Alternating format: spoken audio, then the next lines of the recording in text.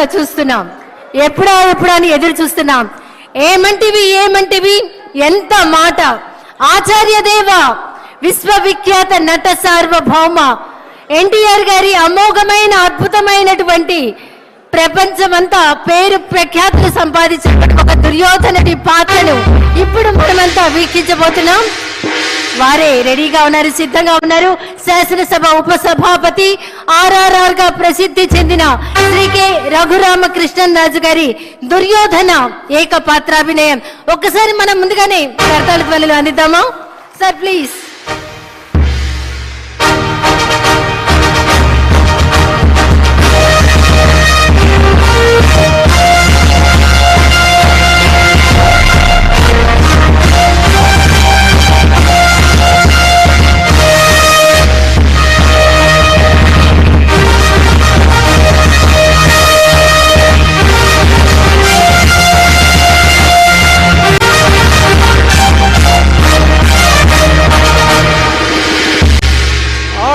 ఆచార్య దేవ ఏమంటివి జాతి నెపమన సోత శుద్ధులకిందు నిలువ అర్హత లేదందువా. ఎంత మాట. ఇది క్షాత్ర పరీక్షయే గాని క్షత్రియ పరీక్ష కాదే, కాకూడదు. ఇది కుల పరీక్షయే అందువా. నీ తండ్రి భరద్వాజుని సంభవం ఎట్టిది. అతి దుముక్షాకరమైన నీ సంభవం ఎట్టిది. కులలో పుట్టిదివి కదయా, నీదే కులము. అంతేగాక ఈ కుల గురువైన వశిష్ఠుడు దేవకీ వేషయకు ఉర్వశీ పుత్రుడు కాడా, ఆయనదే కులము. ఆయన పంచమజాతి కన్యకు అరుంధతి యందు శక్తిని, ఆ శక్తి చండాగల యందు పరాశరుని, ఆ పరాశరుని పల్లె పడుచైన మత్స్యగంధి యందు మా తాత వ్యాసుని, ఆ వ్యాసుడు విధవరాండ్లైన మా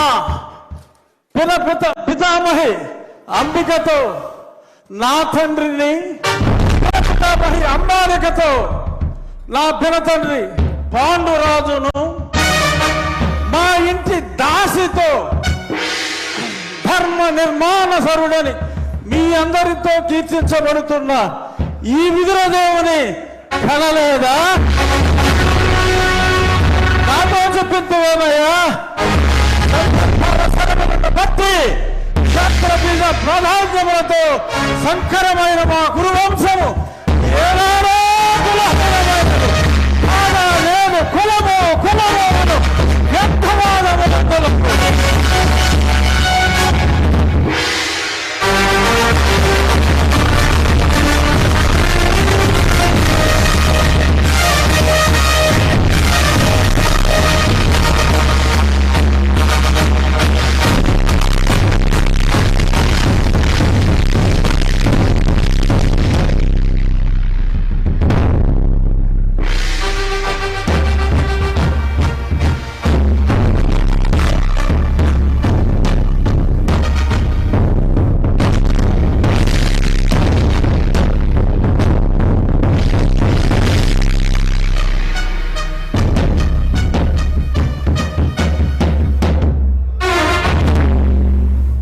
తెలుగుదనాన్ని అద్భుతమైనటువంటి డైలాగుల్లో దుర్యోధనుడి పాత్రలో ఏకపాత్రాభినయం చేసినటువంటి మన శాసనసభ ఉపసభాపతి RRR శ్రీ కె రఘురామకృష్ణరాజు గారికి ఒక్కసారి గట్టిగా కర్తాళ ధ్వనులు అందిద్దాం.